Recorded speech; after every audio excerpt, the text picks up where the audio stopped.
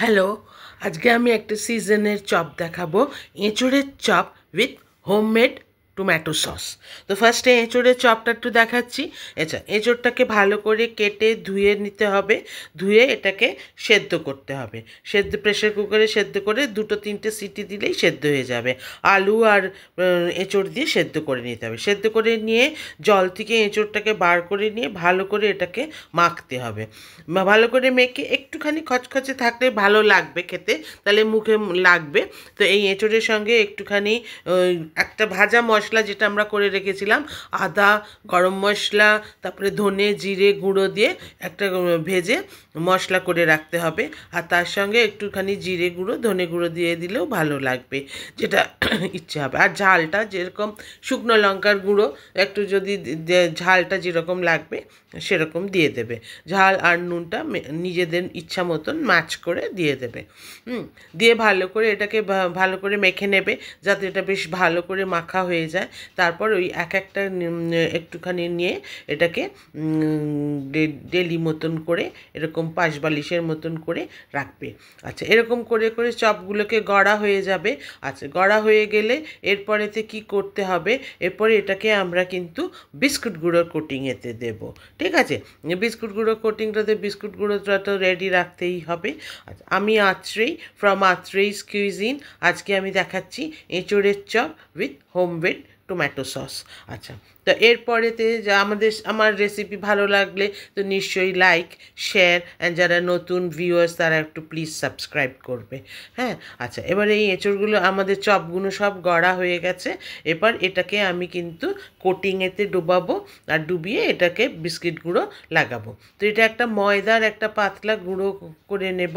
ময়দার একটা পাতলা ময়দা আর জল দিয়ে একটা পাতলা গুঁড়ো করে নেব। আর এই যে স্টিল থালাতে আমি একটু বিস্কুট গুঁড়ো ছড়িয়ে রেখেছি, যাতে এই চপগুলোকে রাখবো।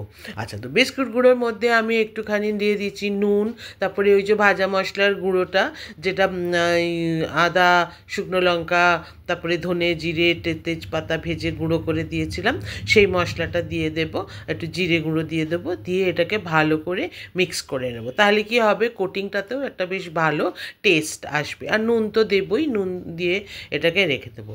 আচ্ছা, এরপরেতে আমি বলছি, আমাদের তো একটা হাতকে আমরা রাখবো ড্রাই, আর একটা হাতকে রাখবো আমরা ওয়েট। তাহলে কি হবে, তা না হলে পুরো সমস্ত লেগে যাবে। আচ্ছা, এই যে আমি যে জলটা নিয়েছি, ময়দার জলটা নিয়েছি, এবার এতে কী করব, এই একটা ময়দার একটা ঘোল মতন পাকাবো, মানে খুব পাতলাও হবে না, খুব মোটাও হবে না। আচ্ছা, এই চপটাকে নিয়ে এমনি করে গোলায় ডুবিয়ে একটা একটা করে ফার্স্ট কোটিংটাকে আমি করে নিয়েছি। ফার্স্ট কোটিংটাকে করে নেওয়ার পর সব চপগুলোকে ফার্স্ট কোটিং এটা করে নিলাম বিস্কিট গুঁড়োতে লাগিয়ে। এরপরেতে আমি সেকেন্ড কোটিংটা করব। সেকেন্ড কোটিংটা করলে ওটা কি হবে, আর একটু ক্রিস্পি হবে, আর এটা একটু টাইটও মতন হয়ে যাবে। আচ্ছা, এরপরে কিন্তু এগুলো কোটিংগুলো করে নিয়ে কিন্তু আমি একটু ফ্রিজেতে রেখে দেবো। ফ্রিজেতে রেখে দিলে কি হবে, এটা একটুখানি টাইট হয়ে যাবে, আর ভাজাটাও বেশ ভালো মতন হবে। তো এর আস্তে আস্তে আমি এটাতে কি করেছি, সমস্তগুলোকে ফার্স্ট কোটিং এটাতে করে নিয়েছি। আচ্ছা, এটাতে আমি একটু মাঝে মাঝে একটু চাও খাচ্ছি আর কি। হ্যাঁ, আচ্ছা, এবারেতে ওই ফার্স্ট কোটিং হয়ে যাওয়ার পর এগুলোকে সব আবার আমি সেকেন্ড কোটিং করলাম। সেকেন্ড কোটিং করে এটাতে বেশ দেখলাম যে ভালোই হচ্ছে, এটাতে ক্রিস্পি হবে, আর এটাতে রেখে দেবো। রেখে কিছুক্ষণ ফ্রিজেতে রাখবো, তারপর যখন ভাজার দরকার হবে তখন এটাতে ভাজবো। আচ্ছা, তোমাদের কেমন লাগছে একটু রেসিপিটা বলবে, আশা করছি ভালো লাগবে। আর এখন তো এঁচোড়ের সিজন, এই সময়টাতেই তো এঁচোড়, তারপরে মোচা, এই সমস্ত চপগুলো খেতে খুব ভালো লাগে। আচ্ছা, সন্ধেবেলা একটা স্ন্যাক্সের জন্য খুবই সুন্দর লাগে। Excuse me. তারপরেতে এটাতে ভাজা হয়ে গেলে এরপরেতে তেল গরম করতে হবে। আমি এটাতে সর্ষের তেলেতেই ভেজেছি। তেল একটু গরম করে নিয়ে তারপরেতে কিন্তু হালকা হালকা করে এটাকে ছাড়তে হবে। খুব আঁচটা খুব হিট হবে না, আবার খুব লোও হবে না।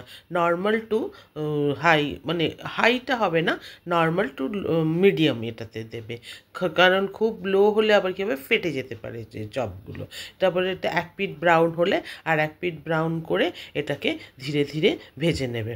ধীরে ধীরে ভেজে নিয়ে এটা তো আমাদের হয়ে গেল এঁচোড়ের চপ ভাজা তো আমাদের হয়ে গেল। প্রত্যেকটা এই অল্প অল্প করে ভাজবে, বেশি করে ভাজলে কি হবে, লেগে গেলে তখন আবার ফেটে যেতে পারে। এমনি একটা একটা করে ভেজে নিয়ে এরপরেতে সার্ভ করবে with tomato, homemade tomato sauce. এটা আমার হোমমেড টোম্যাটো সস আর একটু অনিয়ন রিংস দিয়ে এ হয়ে গেল আমাদের এঁচোড়ের চপ। এরপরেই কিন্তু আমি দেখাচ্ছি টোম্যাটো সসটা কিভাবে করতে হবে। আর এখনও টমেটোটা একটুখানি অ্যাভেলেবেল আছে, তো তোমরা টমেটো সসটাও করে নিতে পারো। এটা হয়ে গেল আমার